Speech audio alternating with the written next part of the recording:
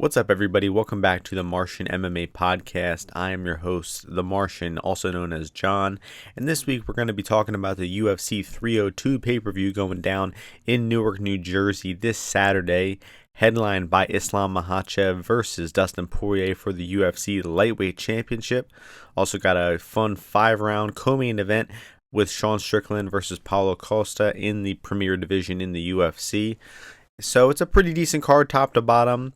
Me being in the Philadelphia area, not too enthusiastic about this car to the point where I want to go to it. It's just about a 90-minute drive away, but the ticket prices for these UFC events have gotten out of control, and I just don't think this card is that great, to be honest. So, I'm just not going to be going to this one live, but still looking forward to it. We're coming off of a week off. We're coming off of the Barbosa versus Murphy card, which was a pretty bad week of analysis for me. I didn't have anything that I was immensely confident in, but even the bets that I was slightly confident in and bet they pretty much all lost. So definitely a bad week of analysis last week for me, and we're looking to bounce back with some better thoughts this week. And I definitely have some more some passionate takes, and I like a few underdogs in the card, which is always a dangerous proposition on these pay-per-views. We always seem to see the pay-per-view favorites winning pretty strongly, but hopefully we can get some regression on that end and get some of these dogs coming through to cash on this card. So let's just get right into it. We're going to start things off in the flyweight division. We have Andre Lima taking on Mitch Raposo. Odds for this one have Lima minus 260, Raposo plus 220. So Raposo's coming in here on a bit of a short notice. It was supposed to be Andre Lima versus somebody else, Hyun Sung Park it was supposed to be. And then it was supposed to be some guy with a really long last name, and he too got pulled out of the fight for some reason. So we have Mitch Raposo filling in on short notice. He's fought in the Contender Series. He's fought on the Ultimate Fighter, and he lost both of those fights to fighters that aren't that good. Ludovic Chalouin on the tough, and then to Jake Hadley getting finished on the Contender Series. And I just don't think Mitch is very good at anything. I think he's decent everywhere, but just doesn't excel at any one area. And I think he's kind of not very physical for the 125 weight class. Andre Lima is mostly a striker, but I wouldn't say his defensive grappling is horrible. We did see him get taken down a lot by Igor Severino in his debut, but he was able to work back up to his feet pretty often there. So I think Raposo could hit some takedowns here, but I don't see him doing a whole lot with the takedowns afterwards. This guy's jiu-jitsu and top game is not good at all. And on the feet, I do think that Mitch is going to be, pretty soundly outgunned here. Lima should be the much harder striker, landing the better shots. He's had the full camp to prepare as well. So I think Andre Lima will win the fight. Pretty confident in that, and definitely not interested in laying this minus 260 at this point, but I can't really say I disagree with the line at any point. I don't think that it's off, to be honest. And I might even look to take some of those Andre Lima round 2, round 3 props, because I think a late finish here is very in the cards, because I just don't think Mitch has much of a chance. And that would be my only play on the fight, is to play the fight to possibly end in the second or third round for Lima. And the next fight is going to be in the women's bantamweight division. We have Jocelyn Edwards taking in Edwards-Perez. Odds for this one have Perez is the favorite, minus 188. Jocelyn Edwards coming back plus 163 here. I actually think the favorite is probably the side here. I mean, Jocelyn Edwards is a bum wrestler, terrible at getting off her back. She's gotten out grappled severely by some really bad women. Really bad. I mean, Carol Rosa soundly out-grappled her. Jessica Rose Clark soundly out-wrestled and out-grappled her the entire fight. That was the last MMA fight Jessica Rose Clark won. She looked like a total bum in her past 3 fights after that, getting submitted in all 3 of them. And then, she came off of just dominating Jocelyn Edwards, though. I mean, Jessica Rose Clark throughout most of her career was a striker. But then when, her knees started to fade and she started to get worse as her career went on, she was easily able to go to that B game of hers in her grappling and still be able to out-grapple Jocelyn Edwards. So, it's just Holland-Perez attempts takedowns, man. She's a pretty dedicated wrestler. Once she gets you on the floor, she's pretty good at keeping it, and she'll throw some ground and pound from top position. And I just don't see Jocelyn Edwards being able to stop the takedowns or to get up from the takedowns. So, it's just, even Jocelyn Edwards, when she was able to get on top of Nora Cornell, she was getting reversed nonstop there. She's just a really bad grappler. So, it's never a great idea to lay the juice on the favorites, but in this spot, I honestly think it's probably warranted. Anything under minus 200 for Holland-Perez is good. And even Holland-Perez ITD at plus 400, I think it might be worth a stab, just because Jocelyn is just so bad off her back that if Perez gets on top and starts throwing ground and pound like she did in the Ashley Evans-Smith fight, I think that she could easily get her out of there. So I think Holland wrestles her way to covering here. Next fight is in the welterweight division. We have Gall-Hafez taking on Mickey Gall. Odds for this one have Hafez minus 360. And Mickey Gall coming back plus 295. Long layoff from Mickey Gall here. I believe over 2 years. He's coming off his last fight, was getting knocked out by Mike Malott. And even before then, he was, not very active and never really was a great fighter, Mickey Gall, right? I remember I saw him fight in New Jersey back in 2019, and the crowd was losing their mind supporting Mickey Gall. And I just couldn't believe it because he's such a mediocre fighter. And the crowd was on their feet giving him a standing ovation. That was funny to see. And then Basil, only one fight in the UFC so far, but it was a pretty good showing on short notice versus Jack Della. I don't see where Basil will have much difficulty in this fight, as long as his cardio holds up. I would say that's definitely the biggest concern. He does start very hot, he does use energy, and he can slow down in these fights. But, it's not like Mickey Gall has fantastic cardio himself that he's going to be able to take advantage of that. The striking's going to be sloppy here, man. It really is. I could see either guy landing on each other. Basil is more durable of the two for sure, though. So I think he'll probably have the bigger moments on the feet just by landing the harder shots and being more durable. And then once he gets on the ground, I think Basil is going to be stronger and more positionally sound here, but it's tough to tell. Not many people have tried to take Mickey Gall down in his career. Most of his fights he lost, he was losing due to getting outstruck. Diego Sanchez, though, and Randy Brown back in the day did beat him with hitting some takedowns as well. So, yeah, not too much faith in Mike Malott or in Mickey Gall here. I think Basil will win the fight, but the odds are a little out of control. Not interested in Hafez at all at this price. And maybe just before the fight, take Mickey Gall round 3 and then look to live bet Mickey mid-fight if you think that Basil is slowing down or something. I kind of believe that fight will finish, but no official bets on that one for me. Next fight also in the welterweight division, Alex-Morono, Nico Price. Odds for this one, Morono minus 250, Nico Price plus 210.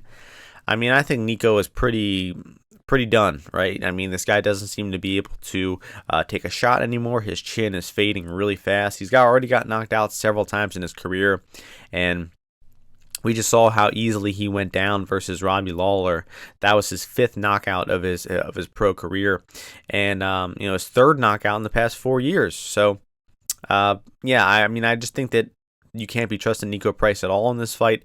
Alex-Morono, pretty functional fighter, even though he's not very athletic, and he does sometimes make fights a little closer than they have to be. But it's hard to envision him not just beating Nico Price here, man. I mean, Alex is going to throw many more strikes, and Nico is going to need a KO to win. I like the fight to end by KO. It was plus 105 on FanDuel yesterday.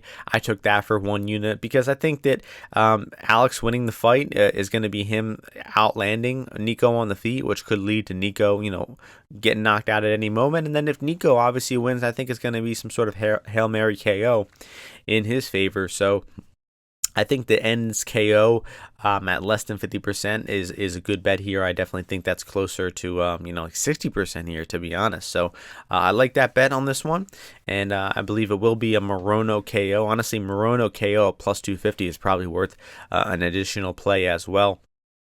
We're staying in the welterweight division. Phil Rowe versus Jake Matthews here, and we have Jake Matthews minus 157, Phil Rowe plus 137. And I think Jake Matthews is the side here. I mean, he's much more experienced. I think the guy is steadily getting better. He got into the UFC really young and had a lot of, bonehead moments and mistakes and performances in his career. But overall, I do think the guy is actually improving on a fight-to-fight basis. While Phil Rowe, I'm not so, enthused about him, right? I think that he's had some pretty easy competition thrown his way. Orion Cossie, Jason Witt, Nico Price, not exactly very good fighters. And I just believe that Jake Matthews is going to be sharper here on the feet. I believe he's the better boxer of the two. I think that he could be able to take Phil Rowe down if he chooses to. Phil Rowe is not bad off his back. He is pretty comfortable, hitting sweeps and working his way back up. So I don't think Jake will have a ton of success once the fight hits the floor. But I just think he's gonna outbox Phil Rowe here, man. Phil is very defensively void, and he's got that big long frame and doesn't really defend himself well, and his cardio falls off pretty hard as well. So I think even at this price, Jake Matthews is probably worth a bet. And I like him to win the fight, probably by decision, considering it's Jake Matthews. But we're moving on in the lightweight division. Grant Dawson taking on Joe Solecki here. And two grapplers. We have Grant Dawson as the huge favorite, minus 550. Joe Solecki, plus 400. Yeah, I mean, maybe the line has gotten a little out of hand at minus 550, but I really don't envision Joe Solecki winning the fight. It's really tough to imagine him winning this fight, right? Because Joe tends to win his fight by getting takedowns, maybe getting a back take, and I just think that Grant is the better wrestler and grappler than Joe here, so it's tough to envision Joe getting that game plan going. I mean, I think Joe winning will have to be around striking, maybe hurting Grant Dawson at some point. But Joe Solecki's striking is not good. He has very little power. He's never really shown power in his entire career, in my opinion. So it's just really hard to see him winning. I mean, one of those spots where I believe like the parlays and all the money that has come in on Grant has probably pushed him a little too far, but I also still have no interest in betting Joe Solecki. And I also kind of struggle to see how Grant Dawson's going to win the fight, whether it's going to be a finish, a ground and pound finish, a submission, a decision. All of that seems in play. Maybe a ground and pound TKO. He has done that in the past in the later rounds. Seems like maybe the only betting angle I could think, but definitely just not an enthusiastic fight to bet on there. And we're moving on to the last fight on the prelims. Actually, we're flying through. Roman Kopylov taking on Cesar Almeida in a good striking fight here. Minus 120 for Almeida. Kopylov plus 100 even money. And man, really fun fight here. Almeida only has one fight in the UFC so far, but it was a solid win. Got out grappled early on by Budka, and then Budka gassed horribly, and he was able to knock him out in the second. And I feel like Cesar Almeida, he's coming from the kickboxing background, right? He fought in Glory Kickboxing for a long time, has a good pedigree of striking, but we haven't actually seen him strike very closely with any opponents in MMA. Most of the guys are trying to take him down right away, and most of them fail and tire themselves out. But this will be the first time I think we actually see an opponent stand toe-to-toe on the feet with Cesar Almeida. And Kopylov, he's a solid striker, man. I mean, he's southpaw, he's real quick. He has good kicks, good attacks to the head and the body. And this is going to be a fun one, man. I think the Kopylov's speed will probably give Cesar some problems early on, but Cesar, being the more experienced striker out of the two, will probably settle in, make some reads, and take over as the fight goes on. So, man, it's a tough one here. I think around Pick'em, the fact that this line has gone back and forth, Cesar was the underdog. He's now the favorite, so Cesar's definitely getting the most action out of the two. Which I understand, because I do lean towards him taking the fight over the longer it goes, but I wouldn't be surprised to see Kopylov's speed give him a lot of trouble early on. So yeah, it's a tough fight to call. I'll pick Almeida by either a late KO or decision, but I'm not going to be betting this one. And I think if there's a bet to be made before the fight, it would be Roman at plus money. And then look to trade out live if the fight's not going his way. But, man, that's a really, really fun fight. Looking forward to that one a lot. Great fight to go into the pay-per-view. And we are now at the pay-per-view portion. So we're in the welterweight division again for, I believe, the fourth time on the card. where we have Randy Brown taking on Edwards-Perez dos Santos. Odds for this one have Randy Brown minus 175, ZDS, as we'll call him, plus 150. And, I think I'm leaning towards the underdog or pass here, because Randy Brown's problem throughout a lot of his career has been getting calf kicked. He's very long and lean. He has those lanky legs, and he throws a lot of jabs, and he's very heavy on his lead legs. And we've seen multiple opponents chop those legs down and limit his mobility. And then, Randy Brown doesn't have a whole lot to offer once his legs are a little sore.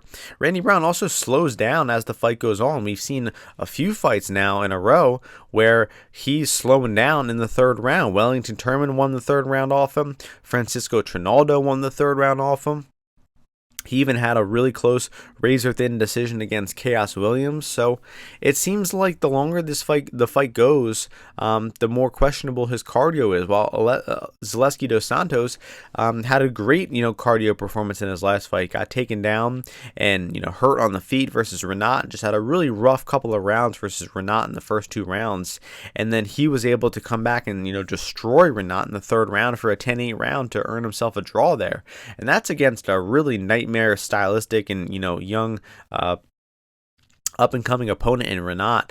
And that performance really impressed me from Zaleski. So considering he has very good cardio, I don't see why Zaleski is going to be out of this fight at any moment. Randy Brown, a lot of his offense comes around his straight punches, and Zaleski's just a really seasoned, experienced striker, man. He's got 14 fights in the UFC, and only one of those fights he was soundly beaten. The Li Jingliang fight in China, he got beaten, bell to bell. But his other fights were split decision losses. I mean, really close fights. And, this guy is just a veteran, man. And I don't see Randy Brown looking like a near 65% favorite at any point here. The speed and the size of Randy is going to give Zaleski troubles. And I'd probably do favor Randy to win the first round. I favor Zaleski to win the third. And it's probably going to come down to the second round in a fairly close striking decision here for these guys. So I think Zaleski at plus money is the side. And maybe you're better off waiting until before the fight, until mid-fight to place a live bet on Zaleski once we see how the dynamic is looking out. Zaleski is older. You got to make sure that he's not looking, old and decrepit. And then you got to see how Randy Brown's approaching the fight as well. So I think Zaleski round 3 before the fight's a good stab. And I definitely am cheering for Zaleski to get the win here. To kick off the pay-per-view, we're moving on to the heavyweight division, where we have Almeida taking on Almeida-Romanov. Odds for this one have Almeida minus 320, Romanov plus 270. So the next 2 fights I feel pretty similar about in terms of the money line. And I think money line wise here, it's got to be Romanov or pass, because Romanov has gained weight in his past few fights, right? For a while there, he was weighing in around 240, and then all of a sudden, this motherfucker just shoots up to 265 pounds. Don't know where that came from. He got destroyed by Alexander Volkov, and then he had a bounce-back performance against Blagoy Ivanov, who Blagoy is historically a tough guy to look good against and a tough guy to take down, and he's just a very experienced veteran who's always in close fights at heavyweight. And Romanov, that might have been the most functional he's ever looked. His striking looked all right. He mixed in some takedowns at times. His cardio looked solid. He outstruck Blagoy the full 3 rounds. And, Blagoy is, a fat old heavyweight himself, so it's not, the performance of a lifetime or anything. But I think it was a pretty good sign from him. And, we just saw in Jonathan's last fight where he can collapse if the fight isn't going his way. He can, use all this energy trying to take you down like he did versus Curtis Blades. He didn't really achieve anything from that control. And then the second round, he had one bad sloppy takedown attempt, got hit with a few punches, and he pitched his tent and got knocked out there. So you got to wonder how these wrestling exchanges are going to go. Jonathan, you got to figure, is going to try to take Romanov down. But he is going to be, probably at a 20 to 30 pound weight disadvantage here. Maybe even more. Probably more, man. Probably more like 30 to 40. It may even be upwards of 50 pounds, honestly, because Romanov at this point is probably cutting to 265, while Almeida is weighing in right around, I believe, 235, right? 241 for the Curtis Blades fight. He put on some size for that one. And Romanov, we have seen him on bottom in the Espino fight, and he looked, pretty flat there, because he's so fat and because he's a wrestler. Obviously, he's not going to be good on bottom. So if Jailton gets him down, Jailton is probably going to pass his guard and probably just spam some ground and pound and possibly even get Romanov out of there. But there's a good chance these wrestling exchanges end up in kind of a stalemate position like the Curtis Blades fight, and they're trading position against the cage, they're clinching with one another, and that's going to wear Jailton out a lot quicker than it is Romanov. All that extra weight, those 30-40 pounds of Romanov wearing on Jailton in the clinch. And honestly, if this fight is on the feet, if it's at distance, which I doubt it's going to be for long, Romanov, I believe, is the better striker. Jailton is allergic to striking at distance. He's not comfortable at all in the striking distance. So, I think Romanov is probably worth a bet just, on the uncertainty around Almeida. We just saw this guy get knocked out just a few months back. That was really recently, wasn't it? That was, UFC 299? Yeah, that was less than 3 months ago. It wasn't a bad knockout. He didn't sustain a ton of damage there. But, very, very quick turnaround. He's certainly not, improving much in the past 3 months.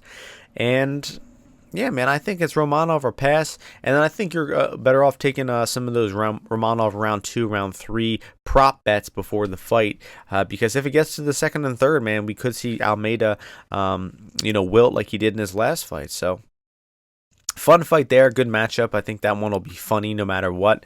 It would be a little sad if Jailton just hits one takedown and just, finishes Romanov right away. If Romanov's fat ass just can't move on bottom at all, that would be a little anticlimactic. But let's hope something interesting happens.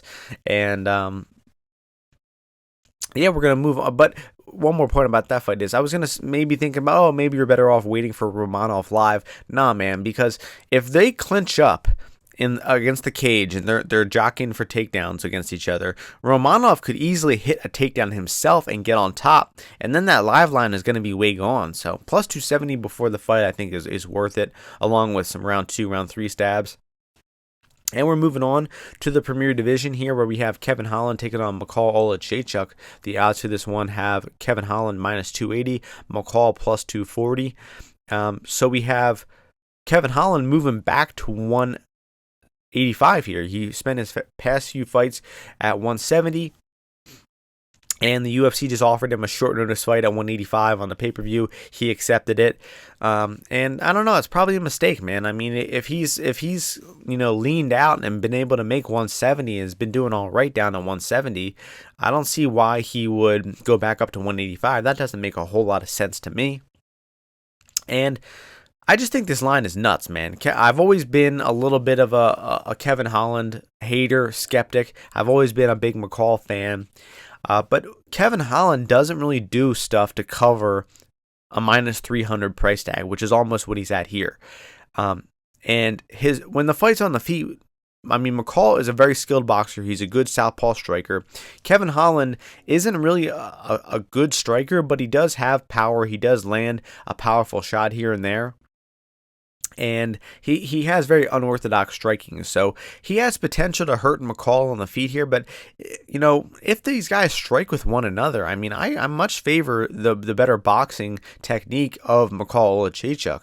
Holland has the more diverse offense. He mixes in kicks, knees, elbows, punches a lot more than McCall does. McCall is very boxing centered, but man, Kevin Holland, he does an offensive wrestle. So Makhachev-Poirier is a bad grappler. He's very bad once put on bottom. And Kevin Holland is no doubt the better grappler of the two. But Kevin Holland doesn't, take the path of least resistance. He doesn't offensively hit takedowns. So if the fight so happens to end up on the floor, yeah, Kevin Holland will have a big grappling advantage. But he's not going to pursue that grappling advantage as, eagerly as he should. So Kevin Holland, I just don't think is going to fight smart enough to cover minus 280.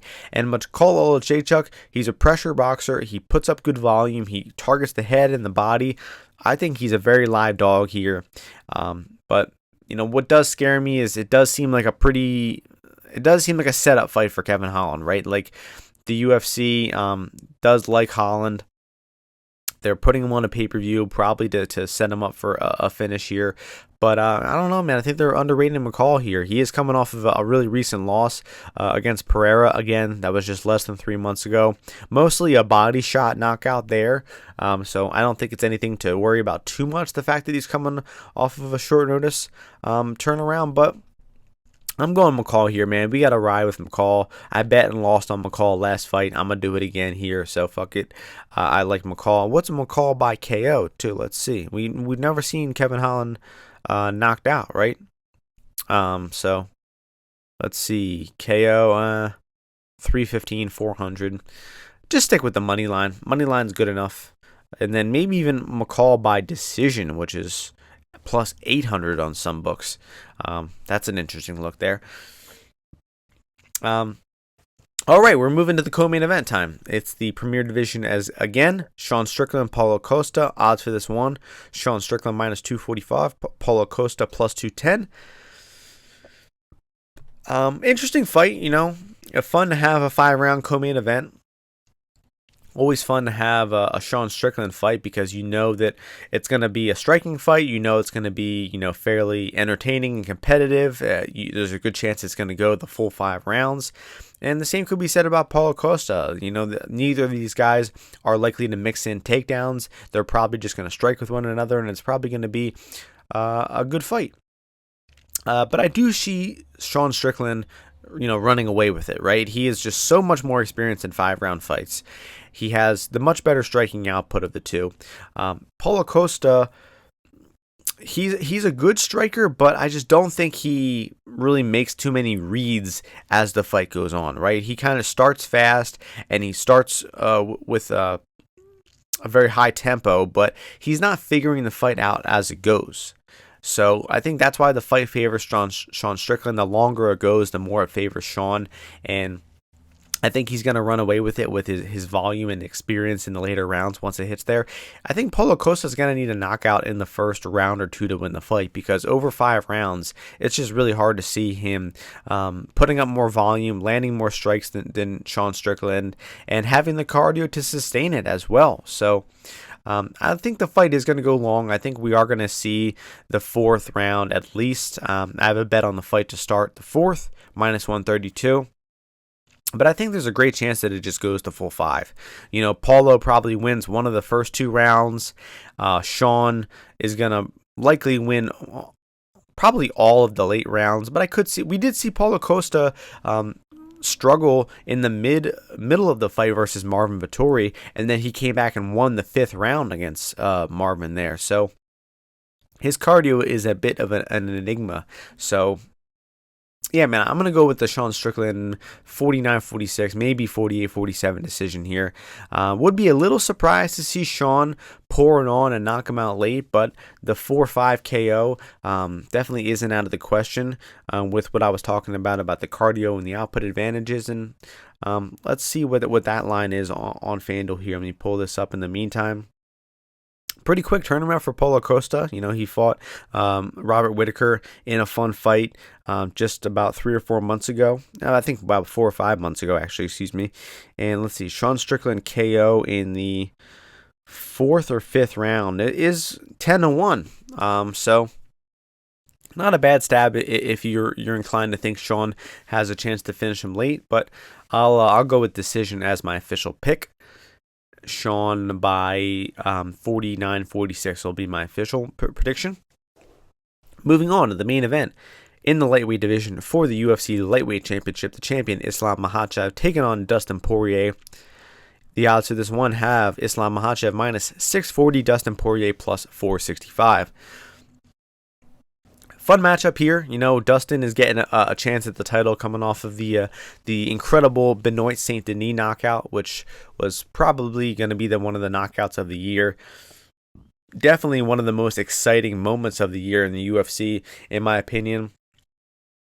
And, you know, Islam, he probably could have had more reputable challengers like Arman Tsarukyan, who's on a very long win streak, just coming off of beating Charles Oliveira.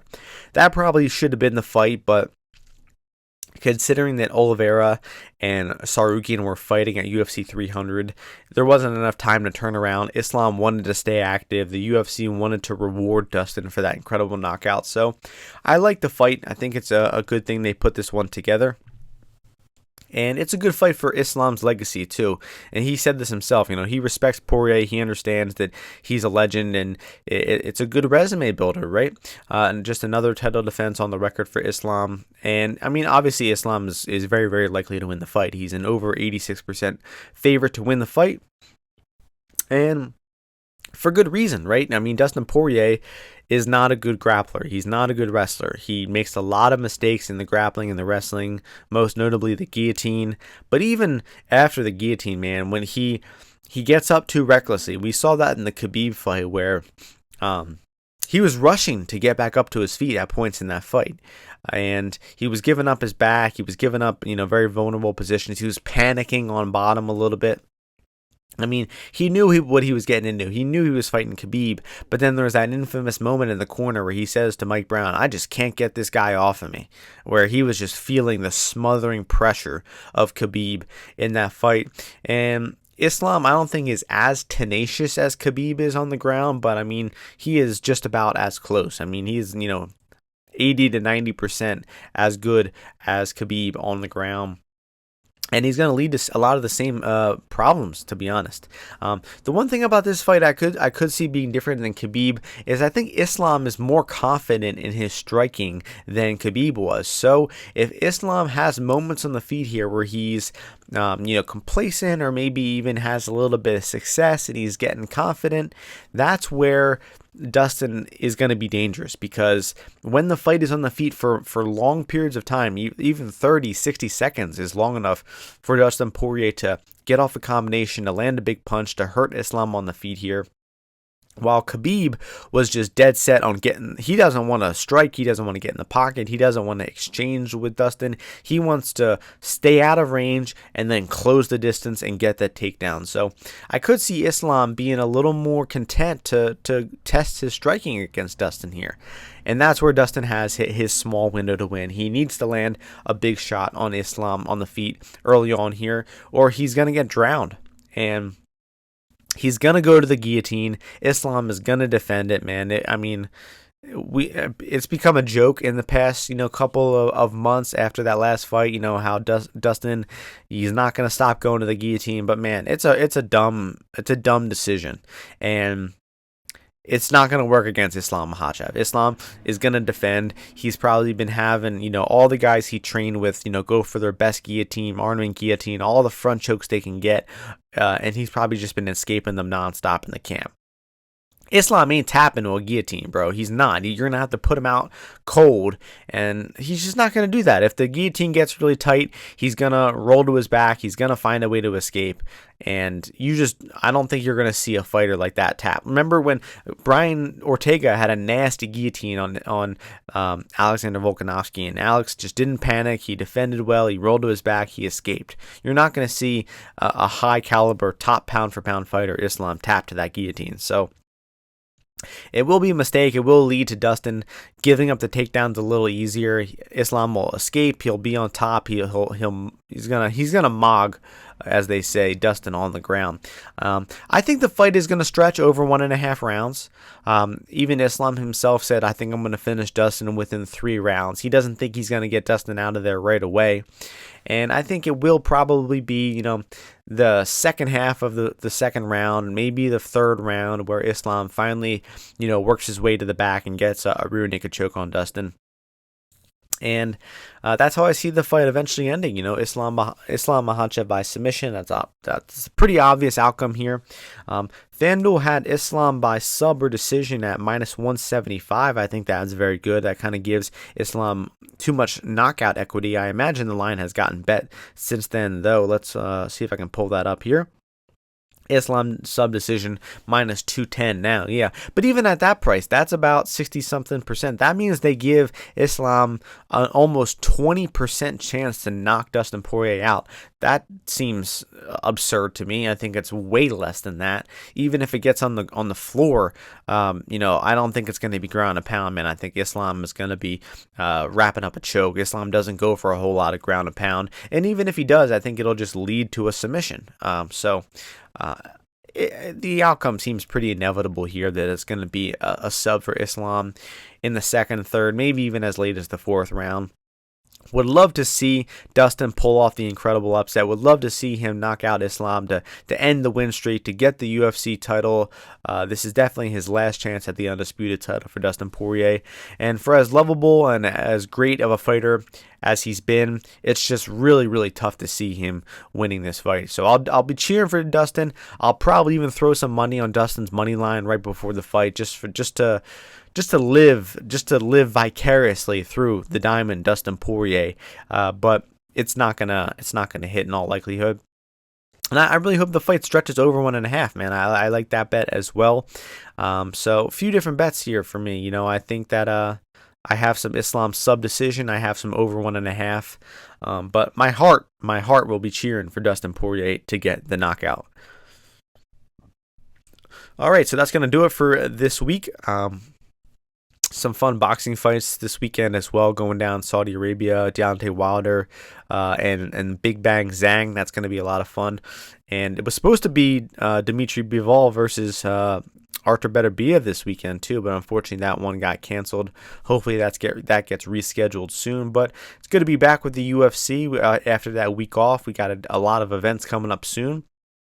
Next week's card, Immovol versus Cannonier. Amazing fight in the main event. I'm really looking forward to that one. So we got a lot of good UFC coming up. Hope you are all enjoying the podcast. Thank you all for tuning in.